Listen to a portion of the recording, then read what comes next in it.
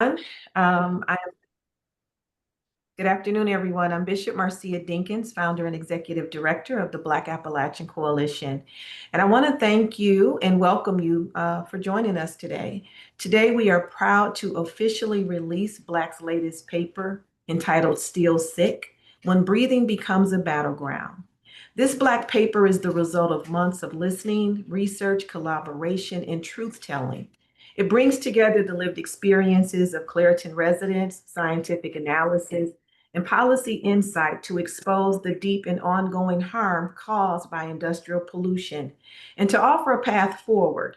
While this report centers the experiences of Black Appalachians, voices that have too often been excluded or erased in both environmental and public health narratives, let me be clear. The harms we are naming reach far beyond one community. Poor air quality affects children, elders, working families, low-income white residents, and anyone living in the shadow of industry. Whether it's asthma, cancer, job insecurity, or mental health challenges, this is a shared public health crisis and one that demands collective attention and collective action. But we must also name that Black communities, especially in Clairton, are more likely to live closer to the source. They're more likely to suffer from long-term cumulative exposure and less likely to have been protected by policy or resourced by investment. In Clairton, Pennsylvania, breathing is not just a biological function, it's a daily fight. A fight against air so polluted it ranks among the worst in the country, a fight against silence, neglect, and systems that have for too long placed profit over people. Clairton is home to the largest coke plant in the country, the Clairton Coke Works, and to more than 2,500 Black residents, many of whom live just blocks from that facility. It is an environmental justice community overburdened by disproportionate health impacts, economic divestment, and the psychological weight of being told this is just the cost of industry. The report is our collective refusal to accept that narrative. It is a community rooted health impact assessment that brings together lived experience, scientific data, and strategic vision to tell the truth and begin changing this story. While this report is rooted in Claritin, it speaks to a much larger struggle, one that connects communities across Appalachia and the Ohio River Valley who are constantly fighting for their right to breathe. Still Sick is not simply a report, it's a tool, a mirror, a model for any community confronting the toxic legacy of industrial pollution and systemic environmental harm. Today, we'll look through some of the key findings from this report, but we'll also lift up a few concrete recommendations to guide the path forward, not only for Claritin, but for other frontline communities across the region. I'm honored to have with us today Justine Hackmeyer and Ben Hunkler from the Ohio River Valley Institute, and Dr. Patricia DeMarco, a longtime advocate and resident of Pittsburgh. We are honored to have each of them with us for this important discussion. To help ground us in today's discussion and in your voices and to build toward collective solutions, I'm now going to turn it over to Ben Hunkler from the Ohio River Valley Institute. He'll guide us through a brief Mentimeter activity that brings our shared perspectives into the room and helps shape the conversation. And I also want to say thank you again for joining us. You are needed, welcomed. Ben, I pass it over to you. Thank you so much, Bishop Marcia, and thank you all again for joining us today. So as Bishop Marcia mentioned, we love to ground today's discussion in a quick interactive activity where we want to hear from you all about your experience with air pollution. So we're doing this through a platform called Mentimeter, and you can join us at menti.com. That's menti.com. If you type that into your browser, if you're on your phone, into Safari or whichever browser you use there, and then enter the code on your screen. That's 68801251. You'll see a couple of questions, prompts that you can answer. And once folks are able to enter that platform, we'll start seeing those populate on our screen here. If you have any troubles accessing this website, this platform, please feel free to send a message in the chat and we can help you out there too.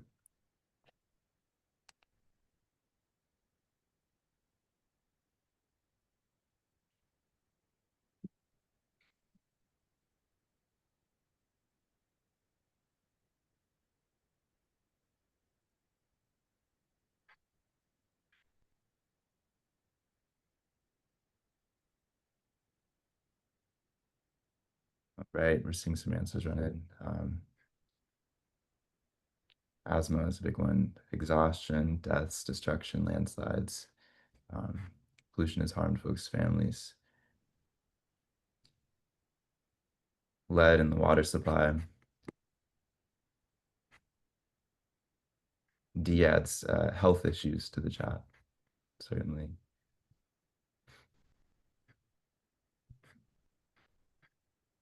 Some respiratory issues, shortness of breath, bronchitis, vertigo, nausea, microplastics.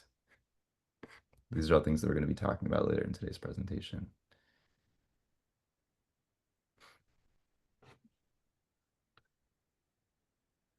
Give this prompt just a few more seconds to see there's some other answers in the chat. Breathing is hard.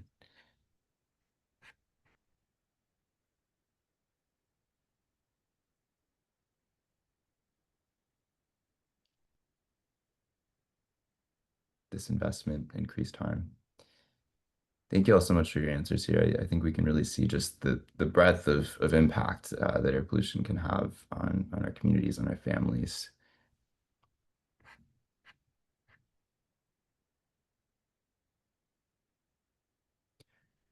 Um, Poor maternal outcomes, breast cancer. All right. Thank you again for your responses here.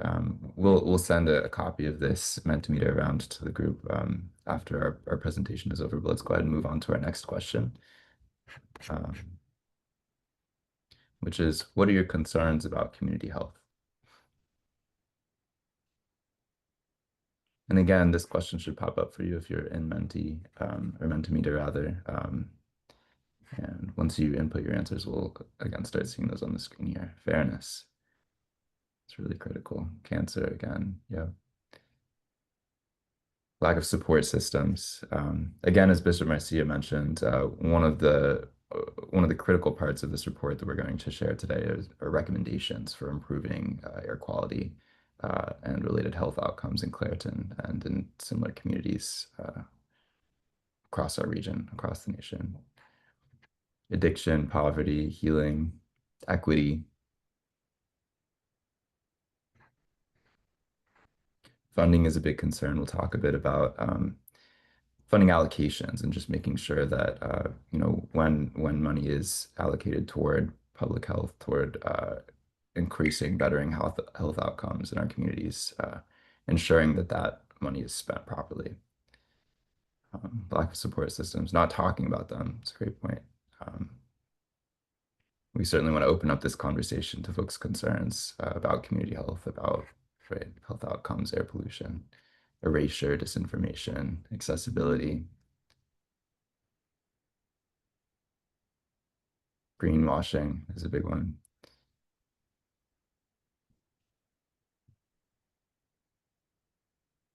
No intervention, poverty, absolutely.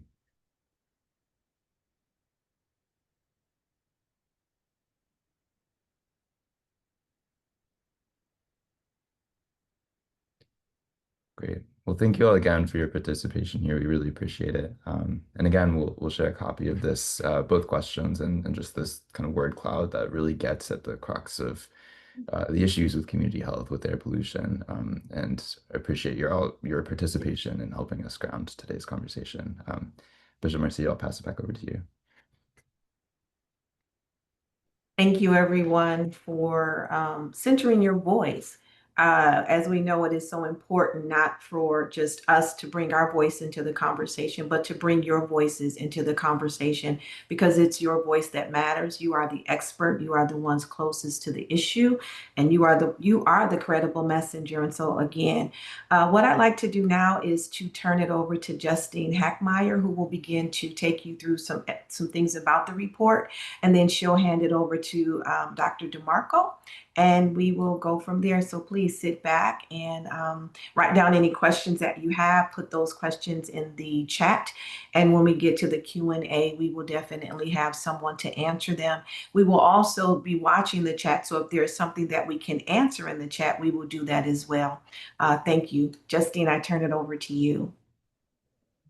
Thank you so much, Bishop Marcia, for the introduction and for inviting Orvi to be a partner in presenting this report. And also thank you for your partnership in conducting these listening sessions and the lunch and learns these past few years. It's so important to connect these stories and the lived experience to the research, so I thank you for your work. And hello, I'm Justine Hackemer. I'm the Industrial Decarbonization Program Manager at the Ohio River Valley Institute. If you aren't familiar with our work, we're a nonpartisan, nonprofit research and communications center focused on helping the Ohio Valley region mark out a path toward shared prosperity, clean energy, and more equitable civic structures. So as Bishop Marcia set the scene in providing the important context for why and how this report was created, in this next section, I'm going to review some of the main findings of the air quality analysis. So Ben, if you wouldn't mind going to the next slide. Thank you. So the key finding when looking at the numbers is despite progress over the decades, Clairton's air quality is still significantly worse than the national average. In particular, the researchers found that concentrations of two key pollutants, PM2.5 and sulfur dioxide, remain substantially higher than national averages and continue to exceed health-based standards at concerning frequencies.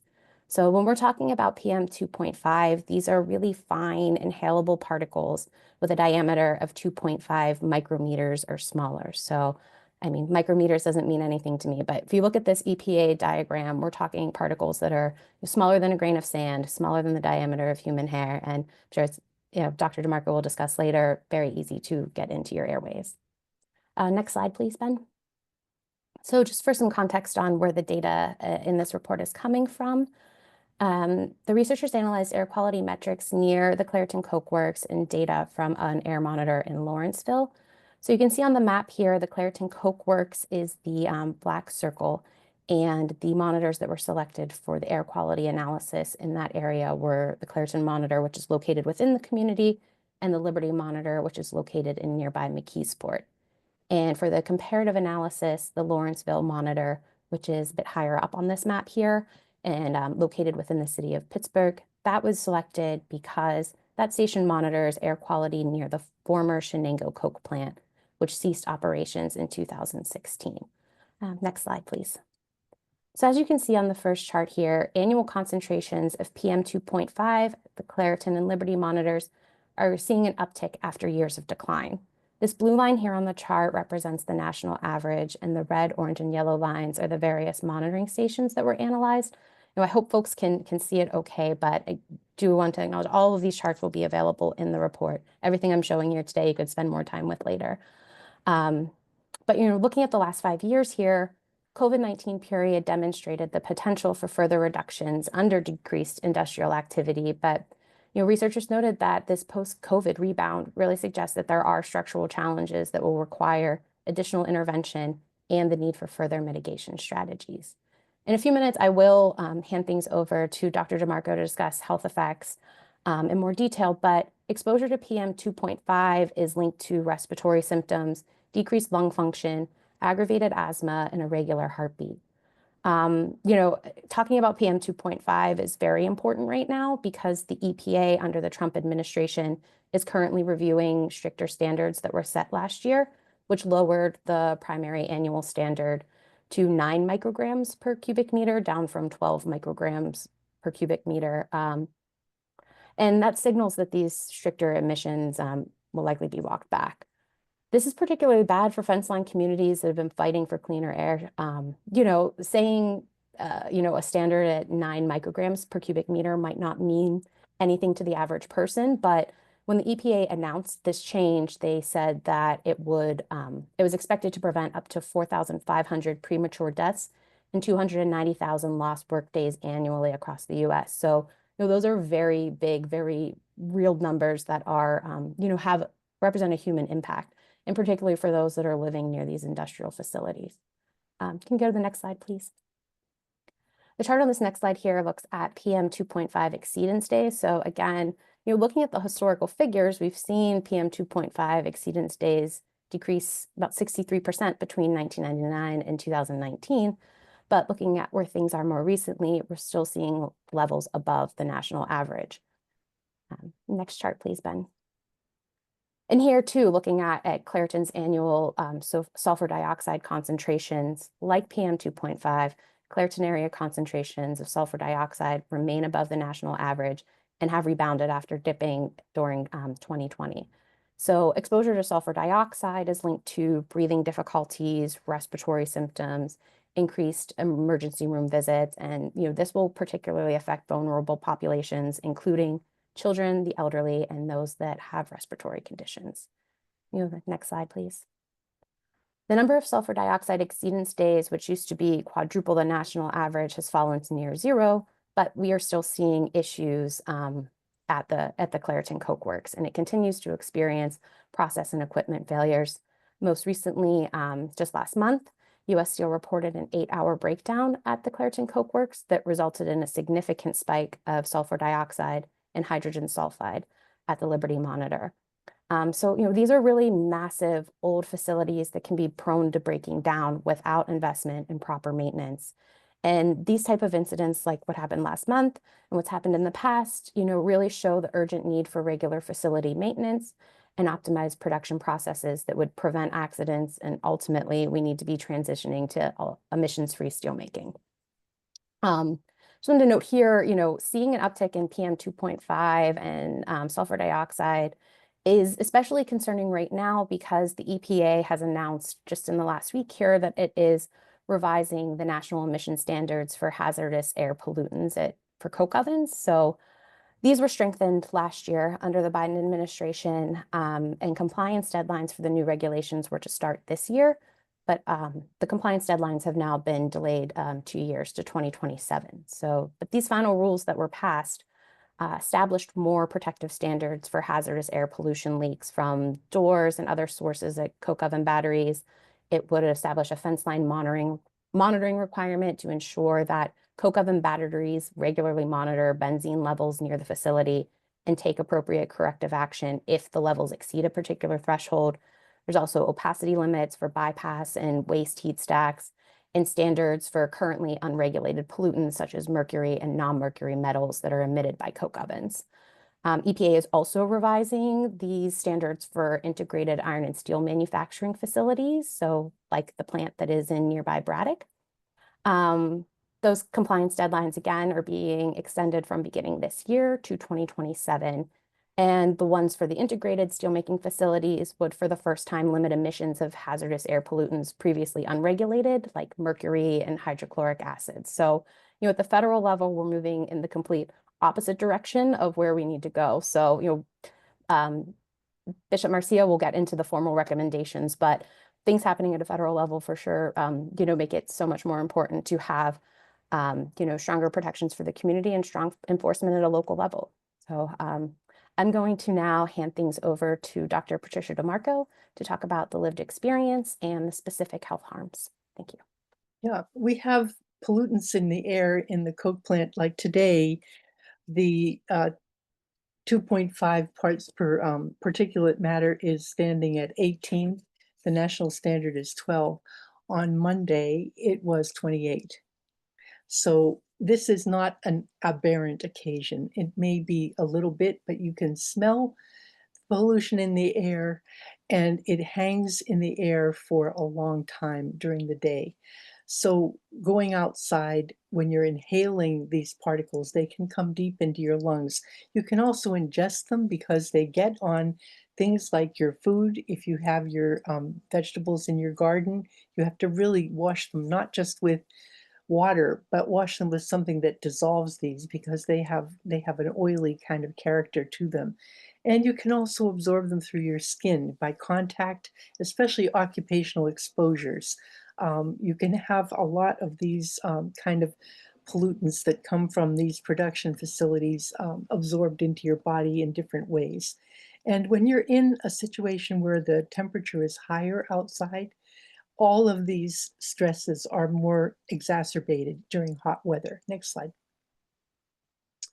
So we have a number of sources of air pollution in our region, not just the legacy industries, but we also have a petrochemical industry just up the river valley, which, because of the valley formation and the geography and the way the air flows, tends to bring the pollutants from that petrochemical facility down the valley and add to the emissions that go along the river in direct neighborhood of Clairton and the Mon Valley. This operating plant in the Shell Appalachia plant has not been in compliance for its emissions standards one day since it began operation September 2 years ago. They claimed it was in shakedown period, but they have begun paying fines and they are not in compliance with their emissions requirements. Also, there's a tremendous amount of fracking going on in this part of Pennsylvania still, and it will be increasing as the new initiatives from this administration are making fracking operations more productive rather than less. And there are a lot of, especially hydrocarbons, benzene, toluene, ethylbenzene, xylene, hexane. These are all very carcinogenic and health harming compounds that become added into the airstream because the air doesn't stay where you put it. It moves and it spreads. And when you're in a valley, especially in a valley when you get inversions from the weather, you end up concentrating those materials closer to the ground where people are. Next slide, please. The direct harms of long-term air pollution are really quite systemic. They go from decreased lung function and inflammation and having rapid heartbeat all the way up to respiratory symptoms that require medication like asthma attacks, or you can have absences from school or work days. And then in more acute cases, you end up with emergency room visits, hospital admissions, and heart attacks. And you can have death result from chronic respiratory and cardiac situations. These are most likely to be affecting older people as well as children, because children have a lot more volume of air moving to their body mass and they tend to breathe a little faster, they're more active, so they're going to inhale more. So if you have a chronic exposure to polluted air, all of these things in this period of, in this pyramid affect millions of people in the country at the lower level and thousands at the upper levels. Next slide. So there are also indirect harms where long-term exposure to pollution, particulate matter, nitrogen oxides, and also the polyaromatic hydrocarbons and sulfur dioxides can lead to compromising the immune system and actually damage the airway and respiratory system. They thicken the walls of your lungs, and you end up with cardiovascular damage because your heart has to work harder to get oxygen through to your body, and your pulmonary functions are compromised. There's also some evidence of epigenetic damage where DNA repair functions are impeded, and you do have an incident of cancer and strokes that are associated with chronic exposure to air pollution. Next slide. It also increases costs. We are out of attainment with PM 2.5 and the sulfur standard. This is associated with approximately 2,300 fewer jobs, $286 million less in output from the regulated industries because of the workers being absent and having lower productivity, and 616 million in additional healthcare costs. Now, if you look at the pictures that can come, this is a study that was done in 2013 in Pittsburgh by the Rand Corporation. A non-smoker will have pink, sort of even lungs, and a non-smoker in an urban area where you have polluted air looks like they've been a chronic smoker over most of their life because of what they absorb. Your lungs will take that particulate material and encapsulate it in little capsules around the edges of your lungs, which impedes the functioning of your lungs for its normal thing. The other thing that really is, to me, a huge concern, and next slide, please. Okay, this shows you the micro-inclusions. My lungs, I'm 79. I was born and raised in Pittsburgh. I lived here when we burned coal for heat and when the steel mills were 5 miles up and down the river instead of just that one plant. My lungs look about like that. And it is frequently found in Pittsburghers who grew up here in the 40s through the 60s before the Clean Air Act restrictions began to reduce the use of coal. These microinclusions from air pollution in a non-smoker are with you your whole life, and they sometimes lead to lung cancer, and they sometimes lead to other things. They definitely impede your breathing ability, so you have asthma and impaired activity. Next slide. But it also is a very sad statistic to me that the mortality and infant mortality rate among Black families is more than 4 times higher than that among white infants. And the maternal mortality rate for Black mothers is higher in Pittsburgh than in 97% of similar cities. And Black women and birthing people in Allegheny County have nearly twice the proportion of preterm birth and over twice the proportion of low birth weight babies compared to white women and birthing people in the same area. And this is statistically correlated to the fact that many of those people live in the more highly polluted areas of the city and the county. This data was taken by Yasmin Bennett Kelly during one of our Petro Lunch and Learn series from the Allegheny Birth Initiative. We have to look at the things that we can control. And it's really important to understand that you don't have healthy people when you have a polluted environment. It is directly connected. And if we're looking at growing our economy and growing our clean economy, returning manufacturing to the Mon Valley, we have to make space for cleaner industries that do not come associated with this heavy pollution of our legacy industries. And we have to hold them accountable to clean up their operations by upgrading the maintenance, upgrading the equipment, and really abating the pollution as much as possible. I think this is something that becomes a very important priority if we're looking at having healthy communities with good jobs. I'll turn this back to Marcia Dinkins, or to Justine. Thank you. Thank you, Dr. DeMarco. So in everything that we've discussed today, we haven't actually discussed what is made in Clairton and can we do it better. So this diagram shows the Coke making process. This was made by the Clean Air Council, and they have a fantastic resource on their site, pacokeovens.org, that breaks down the process and provides more details. And I would encourage everyone to check that out. But coke is essentially a fuel used in the steelmaking process that is created by heating coal in the absence of air. So in order to produce coke that will be used in a blast furnace like the Edgar Thomson Works in Braddock, coal is usually heated for 15 to 18 hours, though this process could take up to 36 hours. And the temperature of the ovens can range between 1,650 degrees Fahrenheit up to 2,000 degrees Fahrenheit.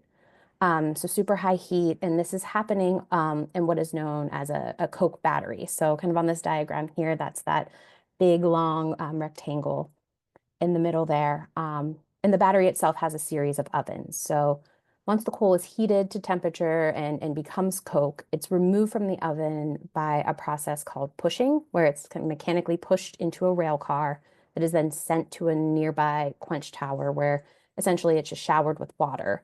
And they do this to prevent it from igniting as it is exposed to the open air. And then from that, the coke is processed further by crushing and screening, just to make it the proper size to be used in a blast furnace. But a portion of the coke that is produced in Clairton does feed the furnace at Edgar Thomson, but the vast majority of it is being sent out of the region. U.S. Steel has a much larger blast furnace-based facility in Gary, Indiana, so a lot of the coke goes there, and they also sell it in the commercial market. But, looking at, the coke making process, there's not one source of pollutants. And when the researchers looked at the violations warranting enforcement actions by the county health department over a 10-year period, the violations are, kind of all over the place in the process. There is equipment leaks, there is violations related to the coke production process, which includes that, like travel on the rail car, the soaking emissions, and then you also often will see when violations occur. Sometimes that happens with the pushing. So you'll see what is called an uncontrolled push, basically where that coke is being pushed out of the ovens without the pollution controls in place. So the question is, do we need coke to make steel? No, we don't. In fact, more than 70% of steel made in the US today is produced with an electric arc furnace, which uses high temperature furnace to melt steel scrap. And so this is what's referred to as secondary steel production because it's using recycled steel as its main input. And while that is, steel produced in EAF is one path to decarbonization, there still are issues related to quality and scrap supply that continue to drive a need for primary steel like that is produced in a blast furnace. But we do not need to be producing steel with coal in a blast furnace. There's several ways, pathways to produce primary steel without the use of fossil fuels. Several projects in Europe that are in progress to produce steel using green hydrogen to directly reduce iron rather than the traditional coal-based blast furnace. There's also a company in the US, Boston Metal, that's in the process of commercializing its molten oxide electrolysis technology. And so that uses electricity to produce steel without CO2 emissions. So, there are better alternatives out there. And, this isn't a call to shut down the plant, but, this is a call to do it better, to see improvement, investment in modern sustainable production that eliminates health harming pollution and can provide family sustaining union jobs. Because, in 2025, it's a false choice to say that we need to choose between jobs and the environment. Next slide, please, Ben. So there's no agreed upon definition to green steel. Even the steelmakers themselves, as you can imagine, are arguing over what it is. But true, clean, green steel would be free of fossil fuels. There has been some shifts in the federal landscape that have stopped some of the industrial demonstration plants that could have really set the country up to be a true leader in modern clean steel production. Again, we're a leader in recycled steel production in the US. But, we're kind of falling behind there now. But other regions, particularly Europe, are still moving in this direction. So, green steel is not done, and it is the future. Orvie had put out a report in 2023 that estimated that given downward trends in steelmaking employment due to automation, outsourcing, offshoring, and the continuing trend we see of steelmakers leaving or seeing steel making leave historic steelmaking communities and instead be replaced by production facilities that are in right to work states with non-union labor. Orvie had found that steel jobs were looked to fall by 30% by 2031 if business as usual continued. But with an investment in fossil fuel-free steel produced with hydrogen using wind and solar infrastructure, built in this region to support a DRI EAF steelmaking, it could instead increase total jobs by roughly 27 to 43%, because you have this investment in clean energy supporting infrastructure. And you also, with that investment, you attract additional downstream investment and attract more companies that want to locate in this region because the pollution isn't keeping them away. A lot has changed at a federal level since that report, but it does demonstrate that there are ways to get to sustainability. And, we need sustainability not just in terms of the environment, but economic sustainability with, and sustainability for Clairton, access to, have a community sustainability where residents can access nourishing food in their neighborhood, they breathe clean air, they're not telling their children that they need to leave as soon as they can. This is a community that deserves that. The Nippon US Steel deal has just closed a little less than a month ago. And so far, nothing has been publicly announced or disclosed that looks like it will be targeted toward major investment in upgrading Clairton or transitioning to green steel. In federal filings, Nippon has said it will spend $2.4 billion in capital investments at the Mon Valley Works, though a lot of that planned investment will be for an upgrade of the hot strip mill at Irvin, which is in West Mifflin. So also so far, community groups have reported that Nippon has not responded to their requests to meet. Nippon has said they plan to spend $3 billion at the Gary Works in Indiana, including a reline of blast furnace. So that will continue to draw demand from the Clairton Coke Works to feed that.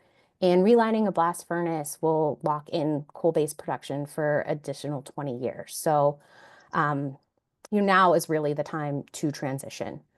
And, this could be a turning point for the Mon Valley, but really only if the people who live and work here are truly part of the story. So I will now pass it back to Bishop Marcia to go over some of the recommendations in this report. Thank you.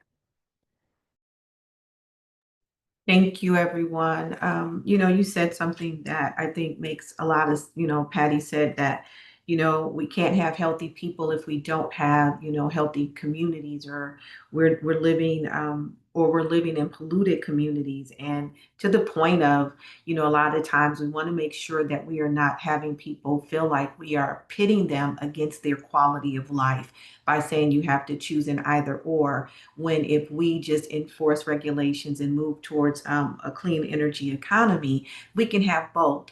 So some of the recommendations are to examine the Clean Air Fund and the Community Benefit Trust Fund expenditures to make sure that these go back into the community. Another thing is to establish a community justice fund. So what does that mean? That some of the fines that are collected, what does it look like to take a portion of those or a percentage of those fines and develop a community justice fund for participatory grant making, rather than sending it to a foundation who really doesn't understand the needs of the community. It's also a way to utilize dollars that have created harm to then move us into healing.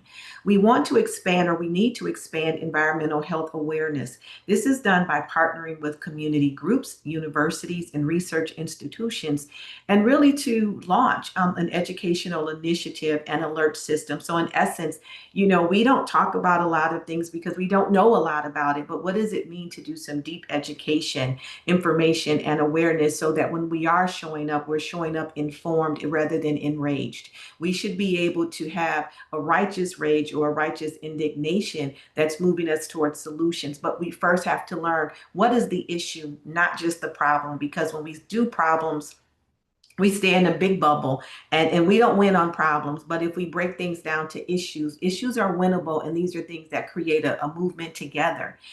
We can train medical and health providers to recognize, respond to, and to track the impacts of environmental harm, especially in frontline communities. Another way is to bring about a wraparound service. So um, there's a physician who, and just an example, it's not with the steel, but just to show you how something works, they were looking at the Flint water crisis around lead. And when they were able to train health providers and to do testing, they were able to also, build a registry that would then connect the community members to the resources that they need.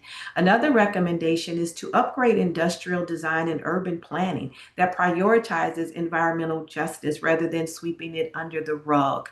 And lastly, we want to make sure that, to fully fund the Allegheny County Health Department and its air quality program.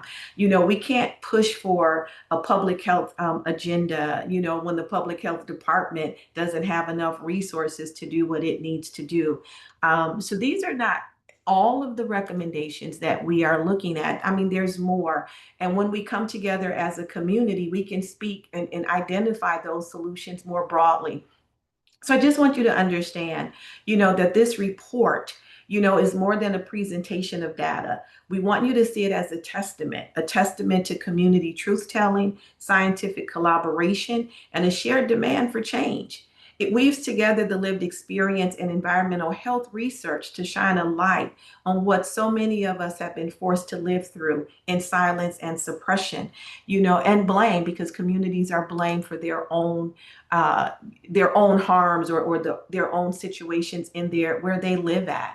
And so these recommendations are rooted in what we've heard, seen, and lived, not just in data, but in truth shared by those most directly affected by by pollution, or poor air quality, poor water quality, poor maternal and infant health outcomes, educational attainment, and the list can go on. Um, so what we're going to do now is really, if there are any questions, you can put them in the chat, and we can go ahead and answer those questions. I'm not sure, Ben, if we have any uh, before we close out. It doesn't look like we have any questions, but I don't know if it was in the Q&A or just in the regular chat. None currently, yeah, but again, do please feel free to add any questions to the chat. There should be a Q&A box, yes, and the toolbar at the bottom of your screen. Okay. So one those. of the things whenever we come together, we always think about what is the next step? What is the action that we want to take? Well, one is we encourage you to download today's report. We know that we just kind of skim the information there, and somebody may be saying, oh, I've heard something that I've heard before.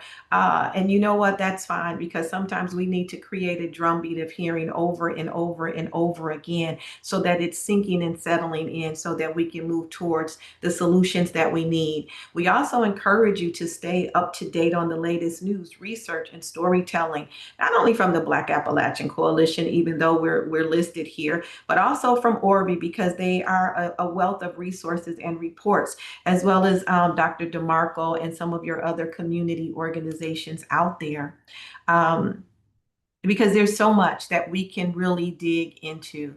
And so, before we close, I want to offer, first of all, my deepest gratitude to the many people and partners who made this project possible.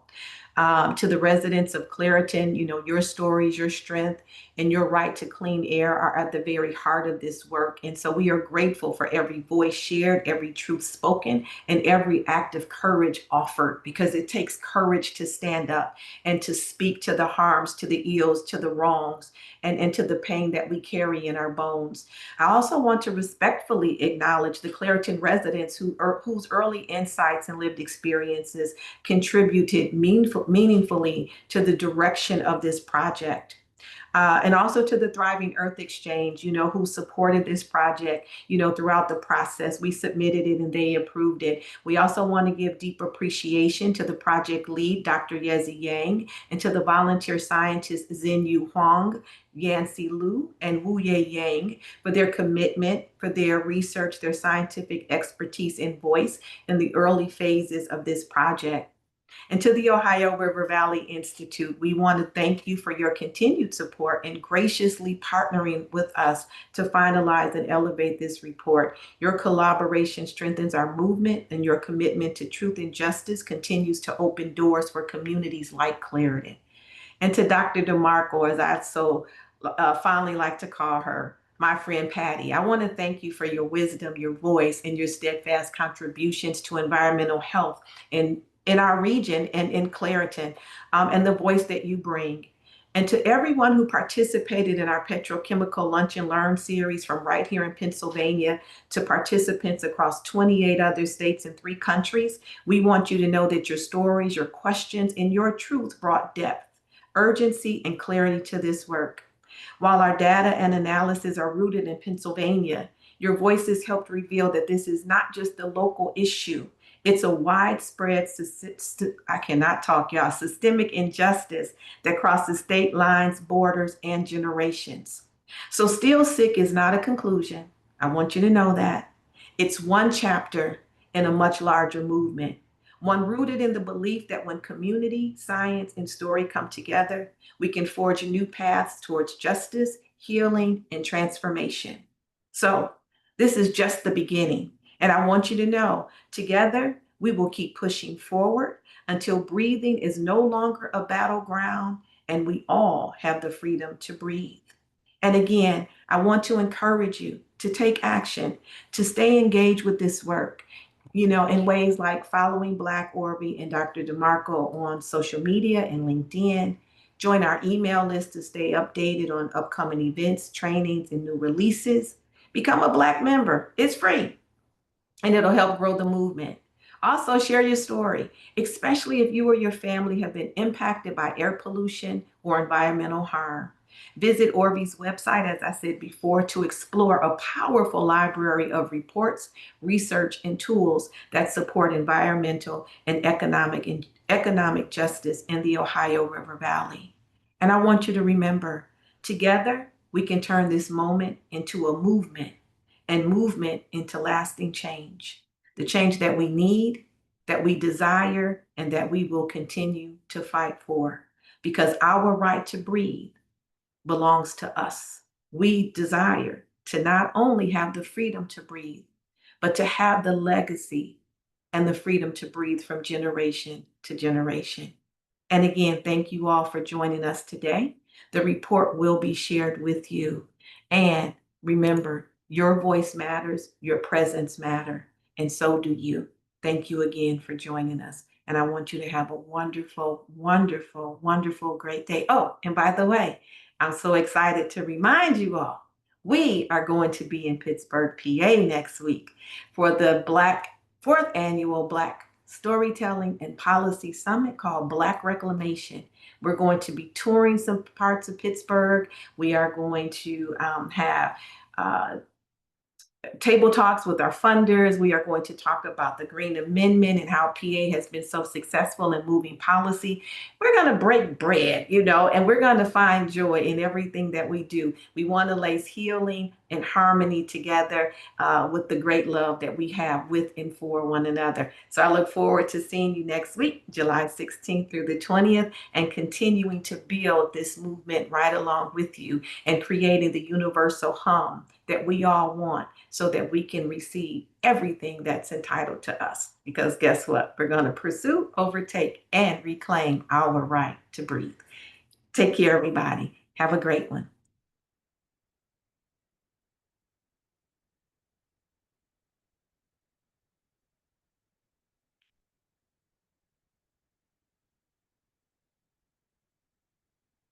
We ended.